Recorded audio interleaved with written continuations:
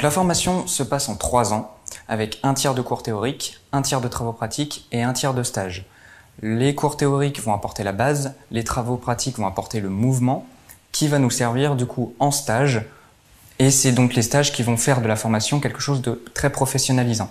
Il faut savoir qu'à l'IFTLM d'Amiens, nous avons la chance de faire un double cursus, c'est-à-dire qu'en sortant de l'IFTLM, on a le diplôme d'état de technicien de laboratoire médical, mais aussi une licence BHTS, donc la licence biologie humaine et technologie de la santé. D'autres formations sont réalisées telles que la FGSU de niveau 1 et 2, la formation en vue de réaliser les tests Covid, les prélèvements nasopharyngés, et la préparation au certificat de prélèvement sanguin. Alors, les principales matières, on va en retrouver 3, qui sont en fait les 3 grands secteurs du laboratoire. Donc on va retrouver la bactériologie, là où on va rechercher en fait des bactéries.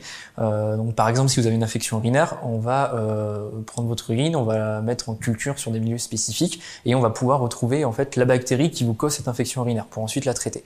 On va retrouver aussi la biochimie. Donc là, on va plutôt doser des molécules qui se trouvent dans votre sang, comme par exemple le glucose, le cholestérol ou le fer, et on va pouvoir par exemple diagnostiquer des insuffisances rénales, hépatiques ou même un diabète.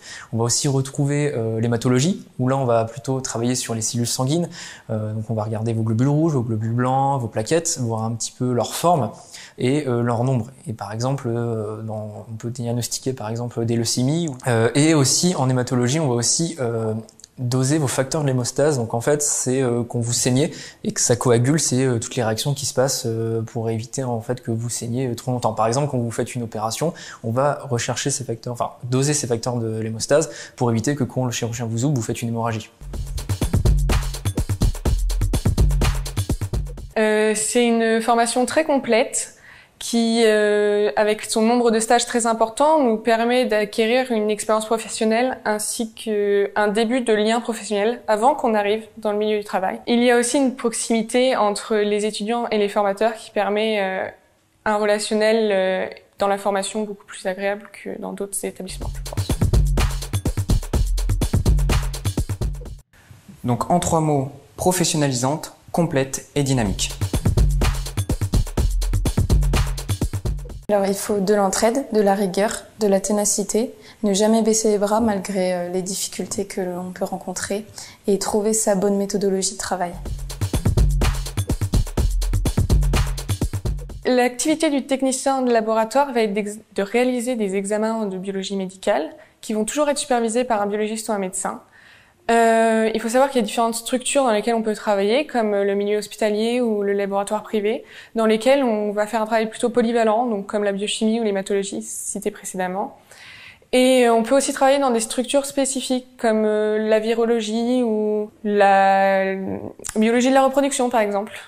Il faut rechercher à toujours s'améliorer, être curieux, savoir travailler en équipe et avoir un aspect critique. Les intérêts vont être d'être un maillon de la chaîne du soin.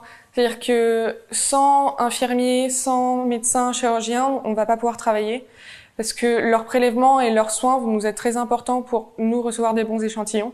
Et en contrepartie, eux ne pourront pas travailler non plus si on ne leur donne pas de résultats de biologie médicale. Donc on est tous complémentaires les uns des autres.